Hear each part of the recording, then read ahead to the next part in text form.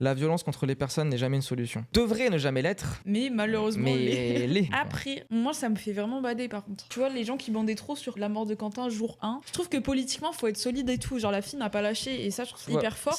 Mais moi, en fait, genre de me dire qu'il y a un mec qui s'est fait donner des coups de. Après, on savait pas le facho que c'était aussi, ça qui change la donne. Mais non, même Moi, sans j'avoue ça. que Charlie j'avoue Kirk, on va que dire, la vidéo, quand elle sort, moi je la vois et je suis pas bien. Normal, il y a un mec qui meurt, il y a son sang qui coule, c'est bizarre en vrai. Après, derrière, je rigole, ça a donné lieu au meilleur arc de même au monde, quand même, on va pas se mentir. Oui, Et c'est puis, dingue. en plus, politiquement, c'est utile qu'il soit mort, désolé. Oui. De faire le prouveur de il est mort, let's go et tout, en mode let's go, regardez la vidéo où il est mort. Ouais. C'est bizarre, c'est quand même un être humain. C'est bizarre, c'est un être humain qui crève. Et après aussi, moi, c'est ce que Norman Ajari avait dit, c'est que Charlie Kirk, c'est plus utile qu'il soit mort, alors que Quentin Durand, ça nous dessert plus qu'autre chose. Et là où une comparaison intéressante, c'est que c'est plus utile que Kirk soit mort que le mec qui a tué le Jim Johnny. Même si bon, je suis quand même bat les couilles qu'il soit mort le CEO. Mais n'empêche que c'est un CEO, Oui, c'est une tête oui. remplaçable. Charlie Kirk, c'est une tête qui n'est pas remplaçable forcément. C'est un influenceur, c'est une marque, quelqu'un qui existe. Et en fait, il avait une influence négative. Donc maintenant, il est plus là. Mais après, C'est la vie.